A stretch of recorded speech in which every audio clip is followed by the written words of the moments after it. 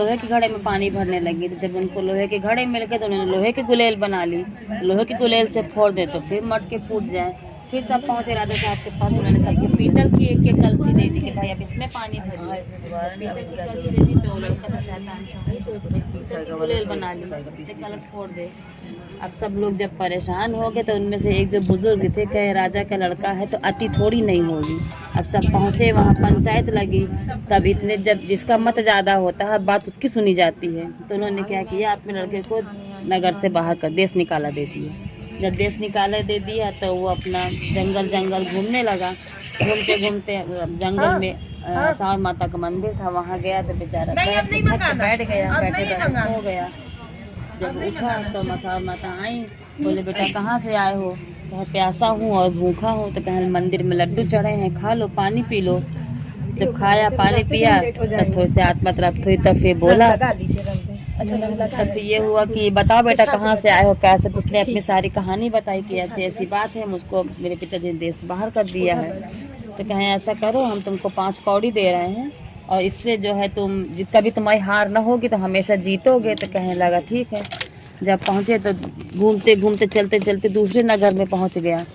जब वहाँ के राजा के जो है चरवाहे गाय चरा रही थी, कहे भाई तो हमारे साथ कौड़ी खेल लो। कहे हम नहीं खेलेंगे, अब हमारी गाय नहीं, राजा की हार जाएंगे तो क्या करूँगा?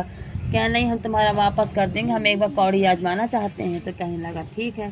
और जब वो खेलने लगा तो खेलते खेलते वो सारी गाय जो है हार गया उससे। तो बेचारा त्राही त्राही करके राजा साहब के पास पहुँचा। फिर आगे चला तो एक किसान खेत जोत रहा था। कहने लगा भैया हमारे से कौड़ी खेल लो, हमको आजमाना है कौड़ी। कहे हम नहीं खेलेंगे, खेत हमारे नहीं है, राजा साहब के, हार जाऊंगा तो क्या करूंगा? कहे नहीं, एक बार खेल के तो देखो। जब उनसे भी खेला तो वो भी पूरा जितने खेत से सब जीत गया। वो भी पहुंच राजा साहब के पास, कह राजा साहब हमारे गांव में एक बहुत बड़ा खिलाड़ी आया, उसकी कभी हार नहीं होती, वो हमें से जीत जाता है। तो कहने लगे ना हो तो बुला लो, हम भी उनके साथ खेलना चाहेंगे। तब बुलाया तो राजा साहब भी जब खेले, जब राजा साहब भी खेले तो वो भी अपने धन दौलत राजपाट सोना चांदी हाथी घोड़ा जो भी था उनके पास वो सब हार गए। जब वो हार गए तो वो राजा हो गया, वो एक साधारण व्यक्ति हो गया। फिर पूछा तुम कहाँ से आए हो, कैसे क्या है? उसने बताया कहे मेरी एक राजकुमारी है, तुम उससे शादी कर लो। तो कहने लगा ठीक है। अब उनकी राजकुमारी से उसकी शादी हो गई। जब शादी हो गई तो उसे महल में रहने लगा।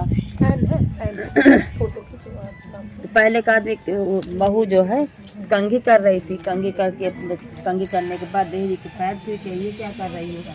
कहे कंघी करने के बाद सास ससुर के पैर छुए जाते हैं, मेरा कोई नहीं है तो अपना देहरी के पैर छू ली। कहते किसने कहा तुम्हारा कोई नहीं, तुम्हारे तो सब लोग हैं।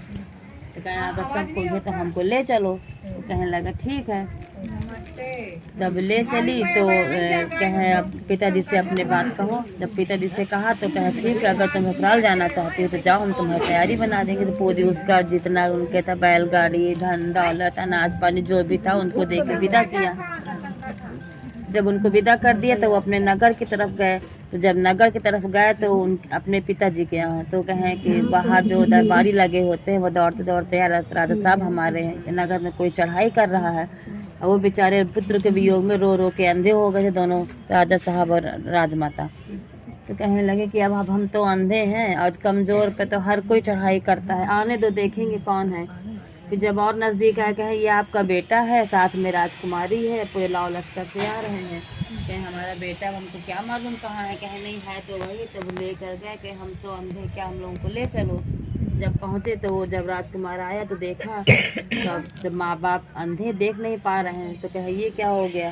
कहे बेटा तुम नहीं थे तो रो रो के हम लोग अंधे हो गए। तो लौट के दौड़ते हुए उसी मंदिर में गया जहाँ जिन्होंने कौड़ी दी थी। कहे माता सब कुछ दिया है लेकिन जो देख सकते हैं उनकी आंखें नहीं, तो ये सब क्या किस काम का मेरे राजपाट है, ये सब धन दौलत।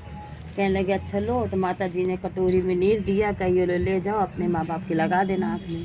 उनके माँ बाप की आंखों में नीर लगाया, महारानी उनकी आंखें वापस करी। सब अपने